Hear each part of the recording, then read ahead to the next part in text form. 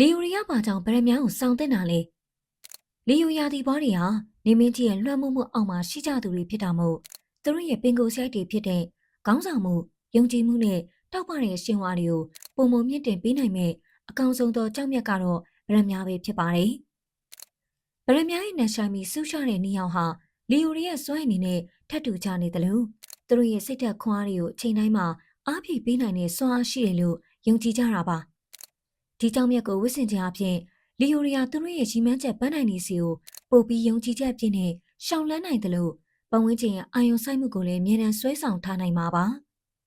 ဒီနေ့မှာတော့လီယိုရီအတွက်ဗရမ ्यां ကဘာကြောင့်အသက်သွေးကြောလို့ရေးပါပြီးဘယ်လိုအကျိုးကျေးဇူးတွေပေးစွမ်းနိုင်မလဲဆိုတော့စိတ်ဝင်စားစရာအကြောင်းအရာလေးတွေကိုဆက်လက်မျှဝေပေးသွားပါမယ်ရှင်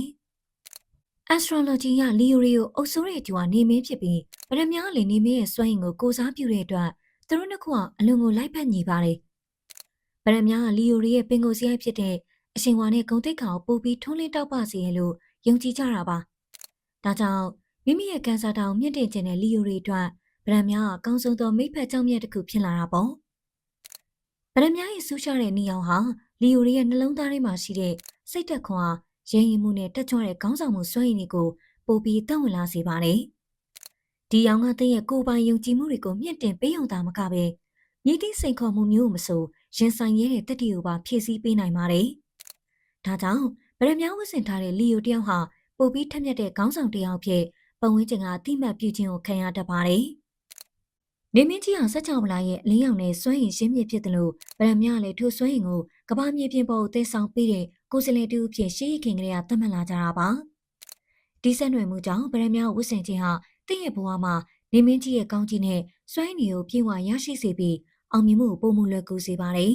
။ဒါဟာလီယိုရီအတွက်တော့သူတို့ရဲ့ဘဝလင်းတန်းကိုပို့ပြီးတောက်ပစေတဲ့သင်္ကေတတစ်ခုပါပဲ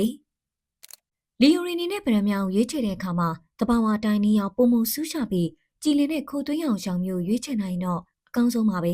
။ဒီဇိုင်းပိုင်းမှာဆိုရင်လေလီယိုရီရဲ့ရှင်ဝါနဲ့လိုက်ဖက်မဲ့ခန္ဓာပြီးချက်တည်ရှိတဲ့ဒီဇိုင်းမျိုးရွေးချယ်ပေးတင်ပါတယ်။အရေးသွေးမြဲစစ်မှန်တဲ့လက်မှတ်ပါတဲ့ဗရမ ्यां ကိုရွေးချယ်ခြင်းဟာတင့်ရဲ့စွမ်းရည်နဲ့ယင်းနှိမ့်မြုပ်နှံမှုအတွက်ပို့ပြီးအာမခံချက်ရှိစေမှာပါဗရမ ्यां လီယိုရီအတွက်ကံကောင်းခြင်းနဲ့စွမ်းရည်တိုးစေတယ်ဆိုရင်ယုံကြည်ချက်ဟာလုံးဝကို astrology ရဲ့ရှင်းအောင်ယူဆတွေနဲ့အတွေ့အကြုံတွေပေါ်မှာအခြေခံထားတဲ့ယုံကြည်မှုသက်သက်သာဖြစ်ပါတယ်